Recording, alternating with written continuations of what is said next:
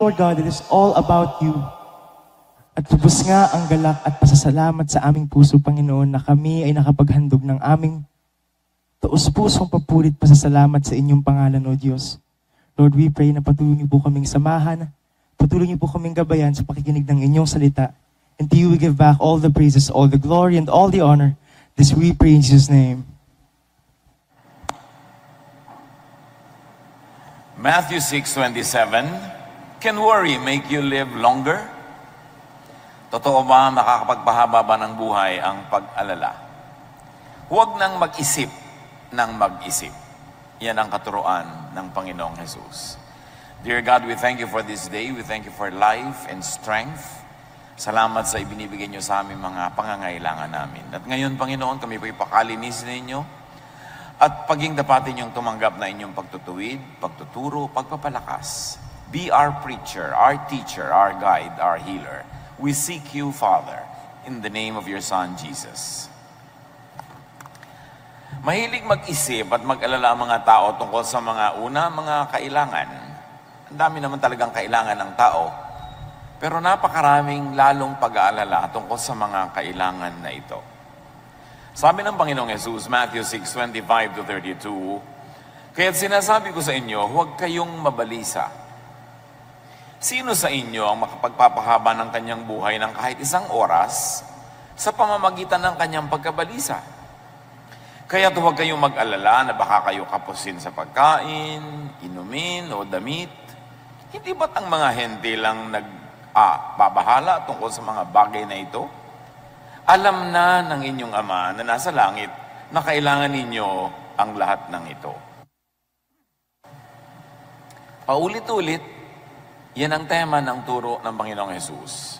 Huwag mag-alala. Walang mararating ang pag-aalala. Bumibigat lang ang mabigat ng mga kailangan sa buhay at dapat daw magtiwala sa Ama dahil alam niya ang pangangailangan natin, kaya dapat magtiwala. Pero ang mga tao, mahilig mag-isip ng mga kailangan, tulad ng ating binanggit, at mga problema. Kung ano-ano mga problema, pinoproblema, na matapos isipin, matapos mapuyat, matapos mapagod, hindi pa rin naman nalulutas yung problema. Paikot-ikot, paulit-ulit na usapan. Proverbs 12:25, nagpapahina sa loob ng isang tao ang kabalisahan. Ngunit ang magandang balita ay may dulot na kasiglahan. So pag laging nababalisa ang tao, humihina ang loob, pumupurol ang isip, nasisira ang pasya, ang desisyon, ang diskarte. So walang mapapala na lagi na lamang na mabalisa. Mabuti daw ay makinig, maghanap ng magandang balita kasi yun ang bibigay ng sigla. At pag sumisigla ka, gumaganda ang takbo ng iyong isip, lumalakas ang iyong loob, ang diskarte mo, umaayos, gaganda ang takbo ng pagharap mo sa buhay.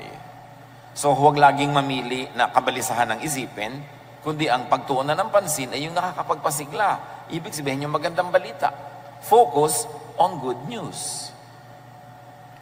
Pag nag-uusap-usap kayo magkakasambahay, magkakamag-anak, magkakaibigan, magkakatrabaho, ang pag-usapan yung nakakapagpasigla, nakakapagpaganda ng pananaw sa buhay, nakakapagpatiwasay, nakakapagpatalino, kasi ang lahat ng yan ang tutulong para magkaroon ka ng magandang ideya kung paano mo haharapin ang mga hamon ng buhay. Pero pag laging nakakapagpalungkot, nakakasira ng loob, nakakainis, nakakagalit, naaapektuhan nito ang buong pag-iisip mo rin, kaya hindi ka magkakaroon ng lahat ng kailangan mo para maayos ang dapat ayusin. Ang tao, baligtad. Ang paboritong pag-usapan, yung nakakatakot, yung nakakainis, yung nakakagalit. At kung may pag-uusapan sila tungkol sa isang tao, bihirang-bihira yung usapan niya yung kapurihan ng tao, yung magaganda niyang gawa at asal. Usually, ang pinag-uusapan yung kanyang mga kapintasan, yung mga nakakainis niyang ginagawa. Pero kung anong pinag-uusapan ninyo, yun ang umaapekto sa inyong utak. At kung anong laman ng inyong utak, ganun ang gagawin ng inyong katawan. Kaya para nating nilalaso ng sarili nating isip at sariling buhay kung puro negative ang iniisip. Puro mga nakakapagpahirap ng loob, nakakatakot, nakakapagpataas ng presyon. Yan ang mga iniisip ng tao. Pinupuno ng tao ng laso ng kanyang isip. Tapos mag-e-expect siya na may lumabas na magandang isipin doon para malutas niya ang kanyang mga suliranin, maharap niya ang kanyang mga problema. Mahilig ang mga tao na mag-isip tungkol sa pagtanda at kamatayan. Kung bata pa, yung sobrang bata pa, hindi pa niya iniisip yan ang pagtanda. Kaya ang mga bata, walang takot walang mga takot sa thrill, laging gusto thrilling, exciting, kasi hindi pa nasasaktan ang ganap, hindi pa nasusugatan, napepeklatan. Pero pag nagsisimula ka na mag-isip na paano kaya pagtanda ko, sino kaya mag-aalaga sa akin, ano kaya ibibili ko ng gamot, sa kaya ako titira, tumatanda ka na nga pag dumadating ka sa ganung punto. At sinasabi rin ni Jesus yun, ano naman ang mapapala mo kaiisip niyan? Yung lagi kang nag-aalala. Psalm 71:9, ngayong ako'y matanda na, huwag mo akong pabayaan. Ganyan daw ang mga drama ng mga tao. Katawan ko'y mahina na, kaya ako'y huwag mong iiwan. Ganyan ang takbo ng isip. Nahihina ako, tatanda ako, wala ako bibili ng gamot. Ang dami namang tao sa paligid natin, nagtandaan, at sa katandaan nila ay nangamatay, nailibing naman, maayos naman. Bakit naman ikaw ay hindi magkakaganon anak ka ng Diyos? Hindi dapat laging iniisip. Dapat ma-excite ka sa pagtanda, hindi matakot. Dapat, wow, tatanda na ako. Wow, dadami ang kaalaman ko. At kung marami kang itinanim sa buhay, wow, aanin na ako ng mga itinanim ko sa buhay. Pag dumarating ang gabi, matutulog ka, sabi naman tatanda, gabi na naman, isang dahon na naman ang nalaga sa tangkay ng panahon. Ang iniisip mo, paubusan ng paubos ang buhay ko. Baligtad! Paggabi, matutulog kayo, sabi mo, wow, Lord, thank you, nadagdagan na naman ang one day ang buhay ko. Can you imagine? I'm one day older. Hindi yung now, nabawasan na yung haba ng buhay ko. Ano naman ang gusto nyo? 3,000 taon kayo mabuhay. Ano kayo, pyramid? Ipinagpapasalamat mo dapat, wow, isang araw na naman ang lumampas, buhay pa ako. Hindi yung isang araw na naman ang nabawas. Patanda na ako ng patanda. Hindi mo naman napipigil yung pagtakbo ng araw na yun Bakit magiging negative ang pananaw mo? Dapat positive. Psalm 55, 4-5. Itong aking puso itigib ng lumbay. Another drama Sa aking takot na ako ay pumanaw. Sa tindi ng takot ako'y nanginginig. Sinasaklot ako ng sindak na labis. O pagkatapos mong masindak, manginig, matakot, anong napala mo? Wala. Nakakapagod mag-isip, nakakapagod matakot. Ang kailangan sa tao, disiplinahin ang utak niya. Na pag siya ay inaakay ng utak niya patungo sa mga isiping nakakatakot, nakakalungkot, nakakasira ng loob, siya ang umakay sa utak niya, nadalhin niya sa mga nakakatuwa, nakakapagpasigla, nakakapagpasaya.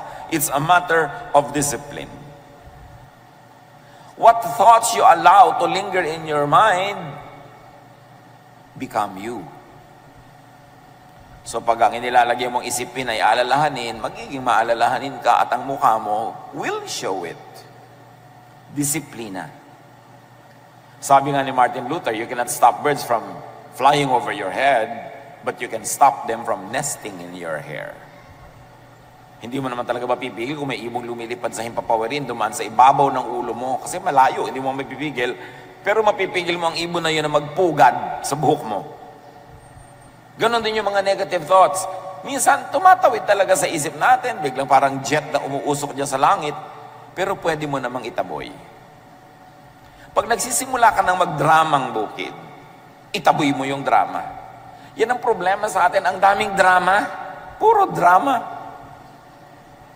Wala namang napapala, nalulungkot lang, natatakot, humihina ang loob. Yan, at iba pa, marami pa tayong mga ibang isipin na puro mga pampabigat. Pero ang totoo, wala namang mabuting idudulot ang pag-iisip. Wala. Anong buti ang idudulot ng pag-iisip? Walang buting idudulot ang pag-iisip. Ulit-ulitin natin yan sa ating sarili. Itaboy ang nagpapalungkot, nananakot ng mga ideya. Ecclesiastes 5:3, ang panaginip ay bunga ng maraming alalahanin. Sabi na, may nanaginip po ako, ano kayang kahulugan? Walang kahulugan yon. Isip ka kasi ng isip. Kaya nung tulog ka na, tumuloy pa yung isip mo. Kaya yung mga matutulog na lang, manonood pa ng horror, tapos nagtataka, bakit po kaya ako laging binabangungot? Nagtaka ka pa. Alam niyo ba yung isip natin, pwedeng kausapin yan. Sabihin mo sa isip mo, may problema ako, hindi ko alam ang gagawin. Alin bang pipiliin kong solusyon na naiisip ko? 1, 2, 3? O yung hindi ko pa alam, pero may solusyon number 4 pala. Matutulog ako, isip. Paggising ko, yun ang unang-una mong imulat ang mata ko. Yung pinili mong matalinong solusyon. Alam nyo ba na nag-iisip yung isip kahit tulog ka? Kaya ka nga nananaginip kahit tulog eh. Hindi naman ikaw nag-iisip nun.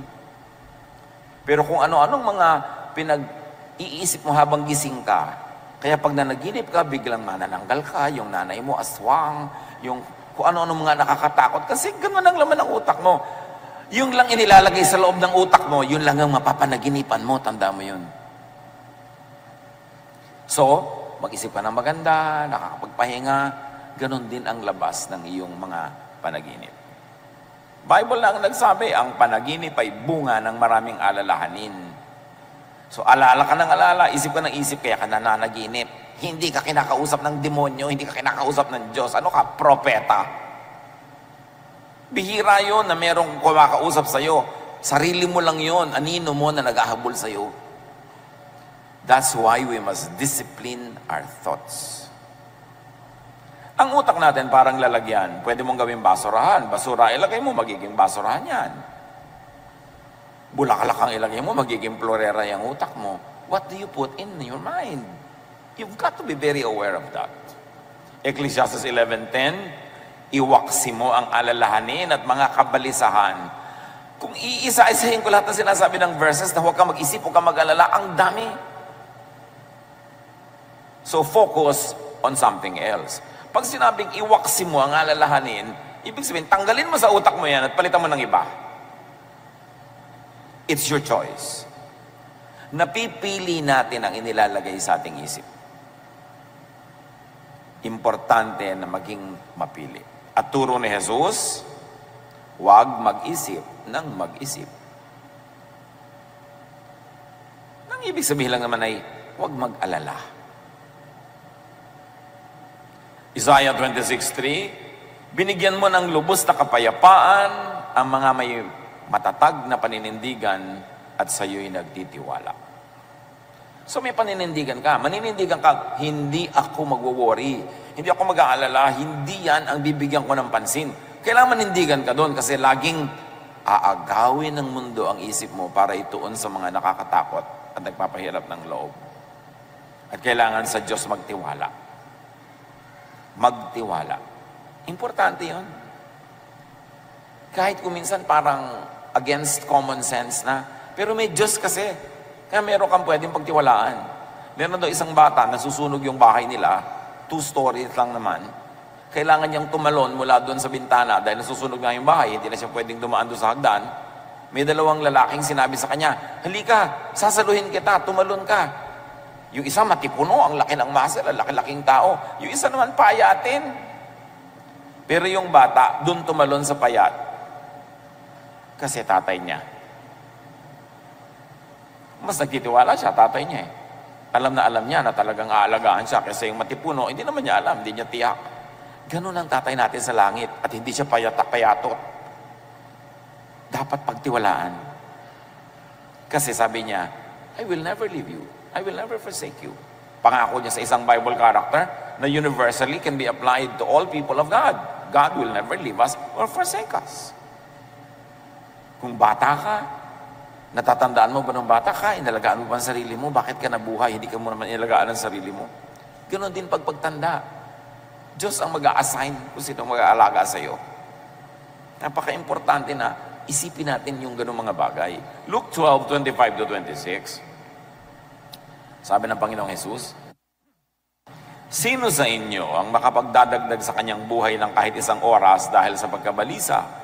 Kung hindi ninyo magawa ang ganoong kaliit na bagay, bakit kayo nababalisa tungkol sa ibang mga bagay? Kung hindi nyo kayang dagdagan ng 1 oras ang buhay nyo by worrying, ba't yung iba, inaalala nyo pa, hindi nyo rin yun magagawa. Sayang ang effort. Sayang ang pag-iisip. Ang tanong ngayon, paano iiwasan? Paano ba bawasan ang pag-alala?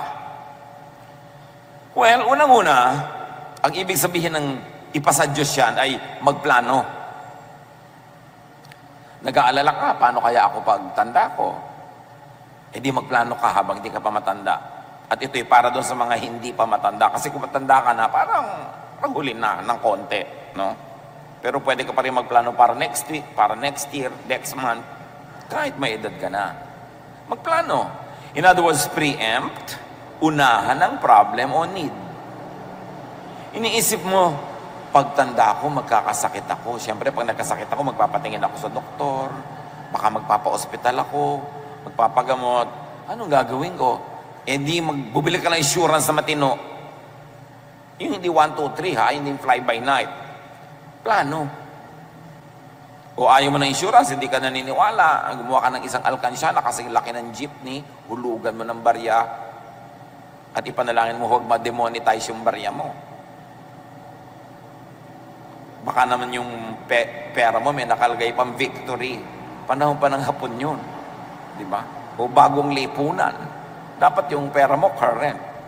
Unahan mo yung problema. Wala namang taong tumatanda na hindi nagkakasakit eh. Magkakasakit at magkakasakit ang tao. Alam na nating lahat yun. Nakita na natin, nagkasakit ang mga lolo natin, nagkasakit ang mga magulang natin. Tapos kayo, wala man lang health insurance. Anong inaantay nyo sa buhay nyo pag nagkasakit kayo? Magic. Kailangan meron. Alam naman ng tao na mamamatay lahat. Lahat namamatay, si Jesus nga namatay. So, pag ba namatay kayo, meron na kayong libingan. Wala. Kanina yung ipapaproblema yung libingan nyo. Yung iba, ibinibili mo na nga. Magtatampo pa. Uy, pinapaiksi mo na yata ang buhay ko. Pinapanalangin mo na yata ang mamatay ako. Anong klaseng kamangmangan yan? Dramang bukid. Bakit hindi ka ba mamamatay? Masama bang paghandaan yon? Dapat nga ipaghanda mo na yung pamburol mo. Kaya lang iba-ibang sizes. Dahil hindi mo alam kung payat ka o mataba ka sa oras ng iyong kamatayan. Para mapipili mo, isusuot mo. Hindi yung kung ano-ano isuot sa'yo ng mga kamag-anak mo, pagtingin sa'yo ng mga iba, ang bihis mo, darna. Hindi mo napili. Huwag tayong maraming dramang bukid. Kailangan handa ka. Huy, binibili mo ako ng health insurance. Bakit? Gusto mo ba ako magkasakit? Mga pag-iisip yan ng mangmang, kakitira ng utak. Kailangan lakihan mo yung utak mo, handa ka. O alam mo, nahihina ka, syempre. Maghanda ka na. Mangyayari yon. Kaya pag nakakakita ko ng mga young couple, nagpapagawa ng bahay, naku, ang gaganda ng hagdan, ang tatarek. Bakit? Di ba kayo tatanda? Bakit wala kayong kwarto sa baba? Tatanda kayo, mamaya gumagapang na kayo ng hagdan, nahuhulog kayo ng mga hagdan-hagdan na yan. Dapat meron na kayong space sa baba. Maliban na lang, magpapalagay kayo elevator. Ngayon, kung ayaw nyo pa sa baba matulog, lakihan nyo yung sala. Abangan nyo na ng toilet, abangan nyo na ng mga tubo-tubo for lababo. Para kung tumanda ka, di ka na makakakyat, doon ka magkwarto. Parang hindi ka tatanda, wala ka man ng lugar sa baba.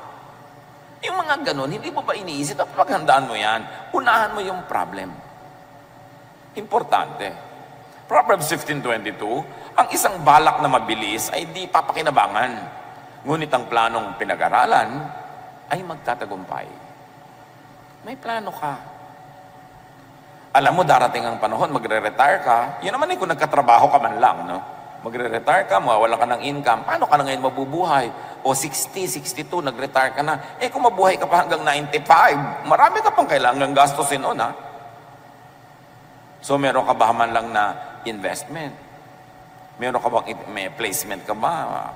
O kaya man lang, meron ka bang binili kahit kaprasong bukid na kikita? O may binili ka at ipinondar kahit 1 o 2 pintong apartment na kumikita yung renta noon, wala ka ng income, doon ka ngayon kukuha ng mga panggastos mo.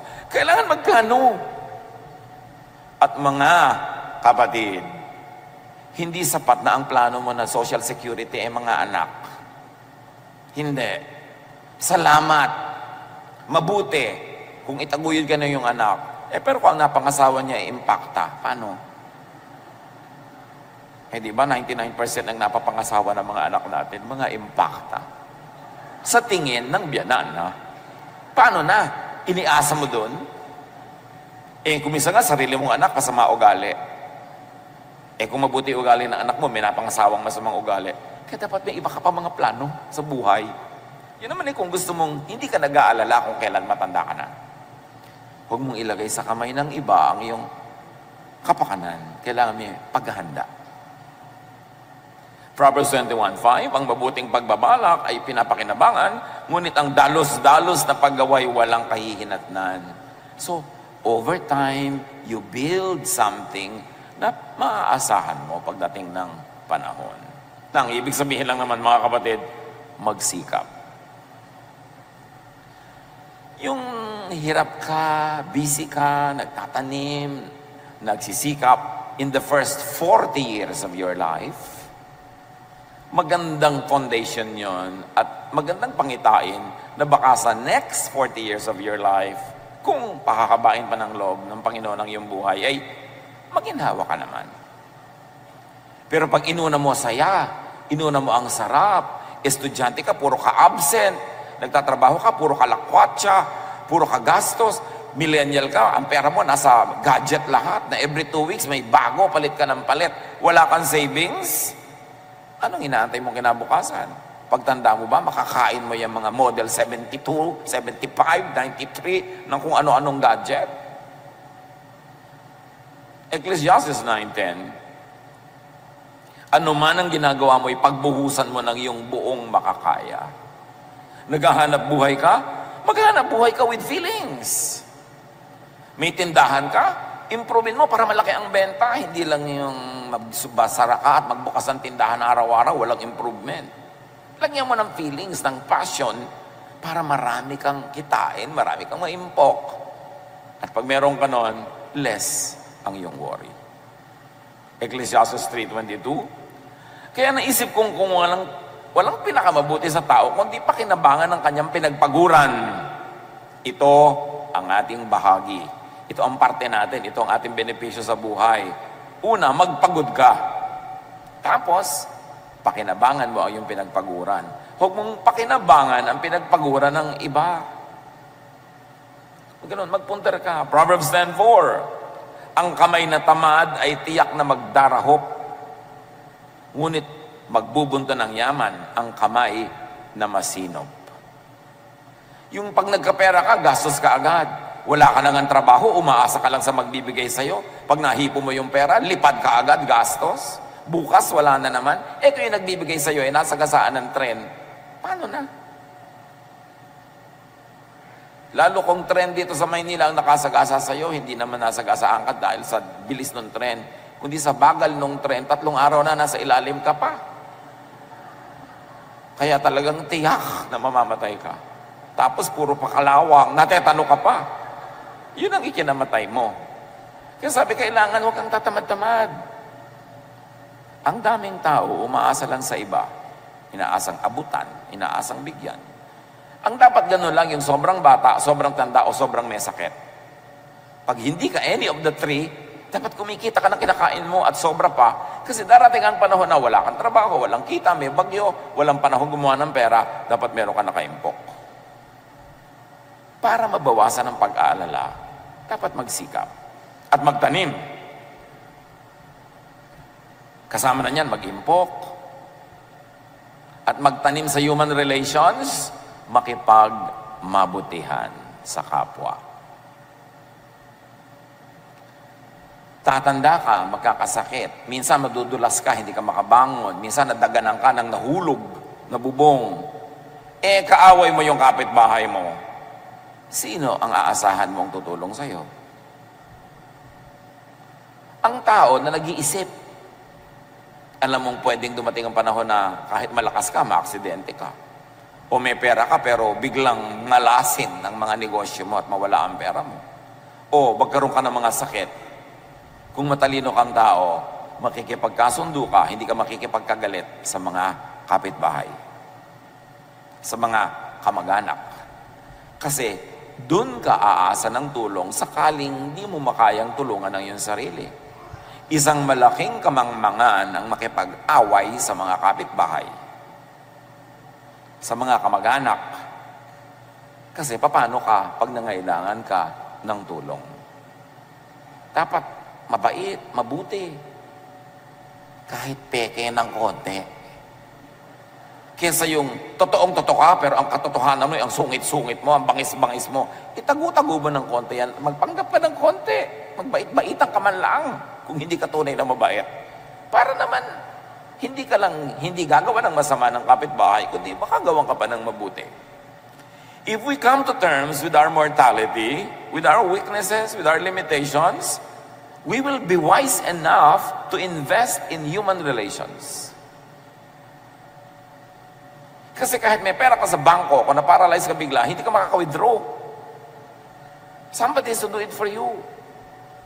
Pag na-hospital ka na, hindi ka na makakita, na puro tubo na yung leg mo, nakatali ka na halos sa kama, hindi ka makapagbilang ng pera kahit may pera ka. Somebody has to do it for you. Kailangan meron ka mga tao sa paligid mo na pinakikisamahan. Pinakikitunguhan ng mabuti. At ipasa Diyos mo na gagawin ka nila ng mabuti sa panahon na pangangailangan mo. Ecclesiastes 11:4. Ang naghihintay sa pagtigil ng hangin ay di kailanman makapag-ahasik ng kanyang binhi. At ang nag-aalala sa patak ng ulan ay di makapag-aani. Sa agriculture, ang ibig sabihin lang, kung lagi kang natatakot na baka bumaha, bumagyo, humangin, umulan, hindi ka na nga magtatanim nun. At sa human relations, ganun din yun. Kung lagi kang natatakot na, baka gawan ko to ng mabuti, hindi naman ako suklian. Baka pautangin ko to, hindi magbayad. Baka bigyan ko to, hindi naman ako bigyan pag ako nangangailangan. Baka mahalin ko to, tapos hindi naman ako mahalin. Pag lagi ka nalang inisip mo, wala ka talagang gagawing mabuti.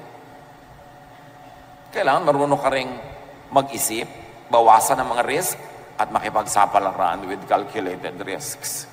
Yun talaga yung buhay. Pero pag hindi ka nagtanim, definitely hindi ka aani. Hindi lahat ng nagtatanim umaani ng itinanim, pero kumisan sa iba umaani, hindi niya inaasahan, doon pala manggagaling yung pagpapala. Dito ka nagtanim, doon ka umani. Minsan din naman, may tanim talagang hindi ka nakakaani kasi binabagyo talaga, binabaha. Pero pag nagpadala ka sa ganong takot, kahit kailan, hindi ka na magtatanim, definitely, wala ka nang aanin. Marunong ka dapat ng ganon. Proverbs 6:6-8. Ito'y para sa mga tamad, yung mga masisipag, hindi na kailangan makinig nito. Pwede muna kayo mag-text ng konti. Pero dahil maraming tamad, makinig kayo. Proverbs 6:6-8. Tingnan mo ang mga langgam. Ikaw na taong ubod ng tamad. Pamumuhay nila yung masdan mo at nang ikaw ay mamulat. Kahit sila'y walang pinunong sa kanila yung naguutos, walang tagapamahala o tagamasid na sinusunod, ngunit nag-iimbak ng pagkain sa tagaraw. Kailangan nila'y iniipon kung panahon ng anihan. Ganda naman talaga mga langgam, busy-busy. At sa mga agricultural places, pagka talaga anihan, nandun lahat ang langgam. Pag may nalaglag kang buto, nalaglag kang prutas, hinahakotan nila yan. Kahit 5 beses kasi laki ng katawan ng langgam yung buhat niya, buhat-buhat niya yon. At pagkatapos, bulungan ng bulungan. Saan ba may pagkain? Sa tayo may makukuha? Bulungan ng bulungan. Hindi katulad ng maraming tao, bulungan ng bulungan. Uy, ano na latest na chismis? Sila bulungan ng bulungan, nagbibigay ng tip kung saan may makukuha ang pagkain, anong magagawa. Importante. Ang sipag nga ng langgam, maglaglag ka lang ng kaunting pagkain sa sahig, ando na sila. Sa sila lang galing. Nakaabang ng nakaabang. Hindi sa chismis. Nakaabang sa oportunidad. Kaya sabi, hoy mga batugan, matuto kayo sa langgam ha. Walang mga leaders yan, walang organizational chat, walang mga PERT CPM yan, walang mga seminar. Pero ang sipag. At pag dumating ang bagyo, ang ulan, ang baha, nakaligpit sila sa mga bahay nila, may nakaimbak silang pagkain. Parang yung woman of Proverbs 31, she can laugh at the days to come. Imagine you can laugh at the days to come. Ay, enrollment na. May pang-enroll ako mga anak. O, di ba? Uy, magkakasakit ka. May pera tayo, may insurance tayo. Yun ang matitinong tao. Hindi, naku, magkakasakit tayo. May agastos na, worrying with the worried. Wala kasing tanim. Walang aanihin. Sabi, mabuti pa yung langgam. Gayahin nyo. Ang liit ng utak noon. Di ba? Pero bakit ang talino? Sayang naman yung utak na ang laki-laki, ang bigat-bigat dalhin, tapos walang laman. Ang laman pa, mga kung ano-anong negative things. Proverbs 11:27, kung mabuti ang hangarin, ikaw ay gagalang. Kapag humahanap ng gulo, yun ay masusumpungan. Ibig sabihin lang, kung anong ginagawa mo, yun ang aanihin mo. Gusto mo ng gulo? Magkakagulo. Gusto mo ng katahimikan? Magkakatahimik. Kung gusto mong igalang ka ng iba, gandahan mo ang iyong buhay.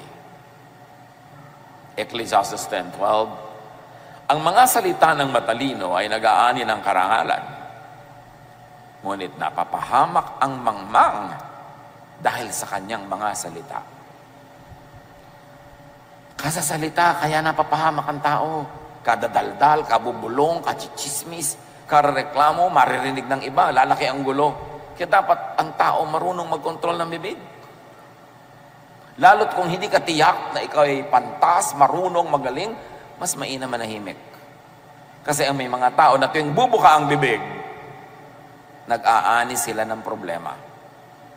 Dapat by now, alam mo na yun, kapatid, kaibigan, kung anong bunga na yung pagsasalita. Tigil-tigilan ang kadaldalan na walang kinakauwian, kundi problema at gulo. At paano maiwasan ang pag-alala? Maging abala.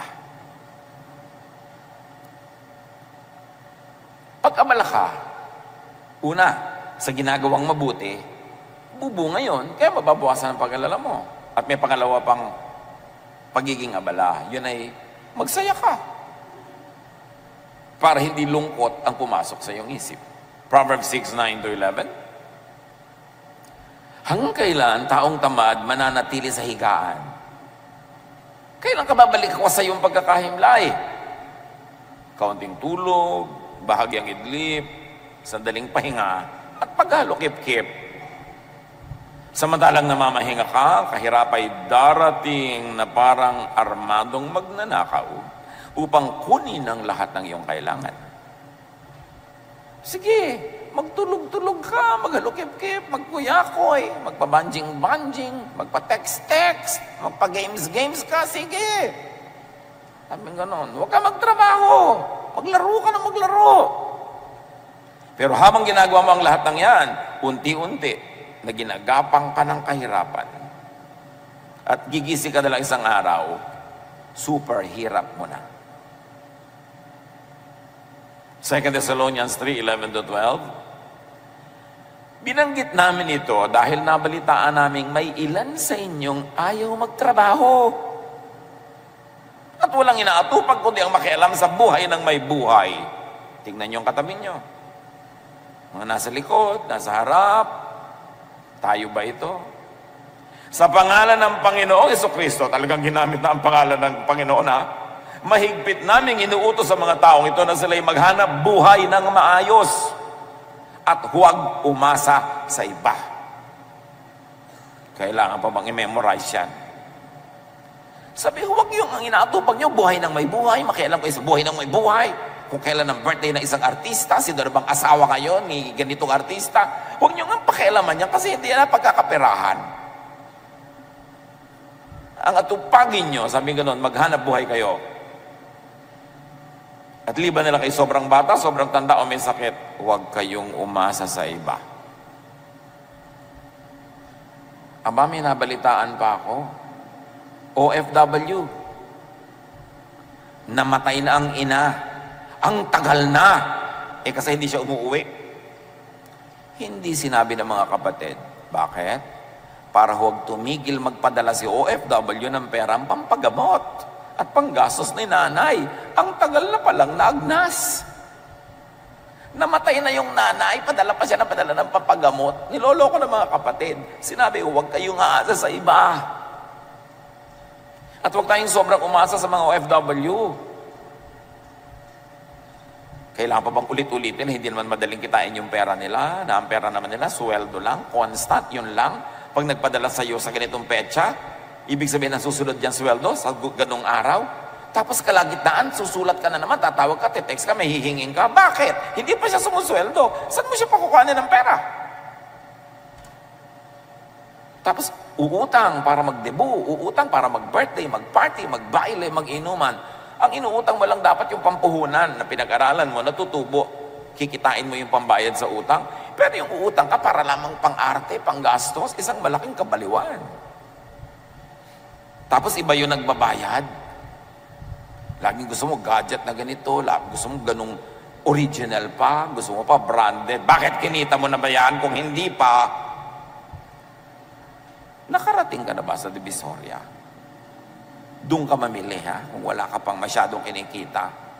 Huwag na gusto mo pa doon sa mga mamahalin. Deserve before you desire. Yung ang porma-porma mo, branded ang mga damit, branded ganyan. Tapos wala ka namang income, saan mo kinuha yun? May ibang nagbayad. It is ungodly. It is not good.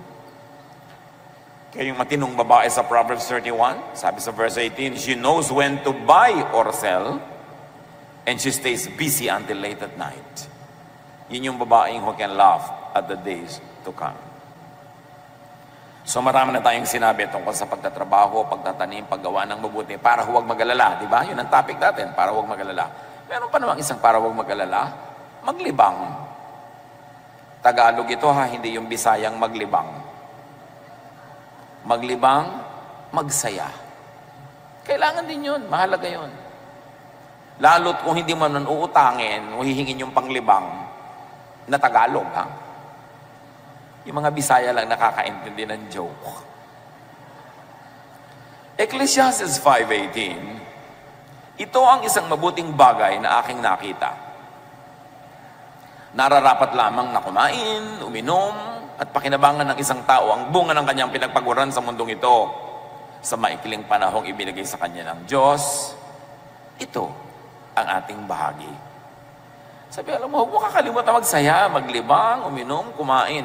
Lalot, pinagpaguran mo naman yon, bunga ng pagod mo. Bigyan, huwag kang puro dusa, puro hirap. Paano rin dapat mag-enjoy sa buhay? Para balanced. Ang buhay parang bangko. Pag nag-deposit ka ng maraming saya, sa oras na hindi ka masaya at malungkot ka nga, pwede kang mag-withdraw doon sa mga na-deposit mo noon. The many happiness and joys and pleasures you've had in life can strengthen you in times of sorrow. Naka-deposit kasi yon. Mag-deposit kayo ng kaligayahan sa puso nyo. Enjoyment, basta hindi ninanakaw. Ecclesiastes 6:9, mabuti pa ay masyahan sa anumang kalagayan kaysa mangarap ng di naman makakamtan. Ito man ay walang kabuluhan, tulad ng paghahabol sa hangin. So isa pang itinuturo, learn to be contented with what you can afford. Kesa isip ka ng isip ng di mo naman kaya, hindi mo abot, enjoyin mo yung kaya at abot mo ngayon. Ecclesiastes 8:15, kaya para sa akin, ang tao ay dapat magpakasaya sa buhay. Walang pinakamabuti kundi kumain, uminom at magsaya. Ito ay magagawa niya habang siya ay nabubuhay at nakapagpapagod sa mundong ito. Punctuate your days of work with pleasure, with happiness, with mini vacations. Reward yourself and people who help you with pleasure, with happiness, with joy. It is very godly. Marami kasi mga tao, akala nila pag maka-Diyos ka, puro ka na pagpepenitensya, paghihirap, pag-aayuno, pagdurusan. No! God loves us. God is kind. Kaya lang niya tayo pinagtatanim para tayo umani. Hindi tayo parusahan. Kaya kung nagtatanim ka na, dapat umani ka. Mga kapatid, huwag niyong aagawan yung taong umaani ng tanim niya.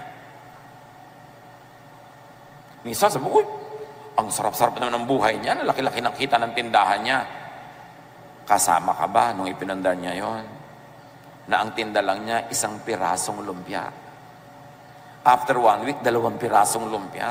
Ngayon, isa na siyang lumpia queen. Tapos gusto mo ngayon, makihalo sa kinikita niya, kasama ka ba niya sa hirap? So, dapat pinagpaguran mo yan. Importante, na payagan natin yung mga nagtanim noon na anihin nila yung tanim nila. Huwag kang makiani.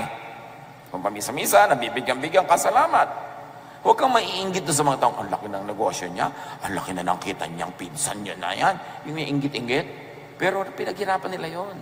Deserve nila yun.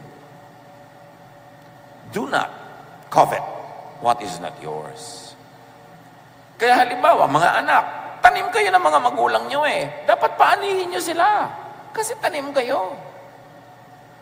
Mga manugang, yung napangasawa ninyo, tanim nyo ng magulang niya, ng biyanan nyo, paanihin nyo yung biyanan nyo. Yung mga magulang nyo rin, paanihin nyo rin. Lahat ng tumulong sa inyo sa inyong buhay, kaya sino pa yon, kaya malaki o maliit na tulong, kailangan pagkaya nyo na silang bigyan ng ani, paanihin nyo. Kasi tanim kayo eh. Yun ang kalooban ng Diyos, ang itinanim, inaani. Napakasama yung wala kang utang na loob. Yung tinaniman ka, wala man lang mapitas sa'yo. Wala man lang mapakinabang sa'yo. Samantalang binigyan ka ng pagod, hirap, lahat-lahat. Ganun ang taong makadiyos at disente. Lahat ng tumulong sa'yo, tutulungan mo rin. Lahat ng naghirap sa'yo, susuklian mo. Ibayo pa doon kung kaya mo pa. Ganun ang pagiging makadiyos. So matapos mong magtanim, mag-invest, magplano, ipasa Diyos ang lahat. Nagawa mo na yung dapat mong gawin. Halimbawa, nagtanim ka ng buto, huwag mong hukayin bukas para tingnan kung tumutubo. Diyos ang magpapatubo. Pero ikaw magdidilig, ikaw mag-aalaga. So, ipasa Diyos mo na pag nagawa mo na yung balak mo. Katulad ng maraming mga magulang, paano kaya lalaki ang anak ko, lalaki kaya ang matino? Habang bata, turuan mo ng turuan, at pagkatapos, bahala na sa kanya ang Diyos. Nagtanim ka na eh. Sabi sa Bible, train up a child in the way he should go, and when he is old, he will not depart from it. So, huwag ganun problemahin yung pagiging old niya. Nataniman mo nung yang, yun ang magiging siya. 99% of the time. So, imbes mag-alala ka kung paano siya lalaki, palakihin mo ng tama ngayon.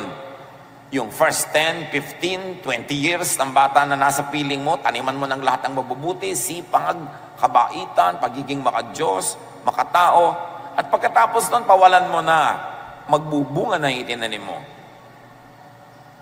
Pero kung itinanim mo, pinabayaan mo, negative, sinindak mo, tinakot, ginawa mo, dinepress mo yung bata, may bunga din yan. At aani ka rin yan, kasi yun ang tanim. Ang itinanim, inaani. Psalm 23, 1-3, You, Lord, are my shepherd. I will never be in need.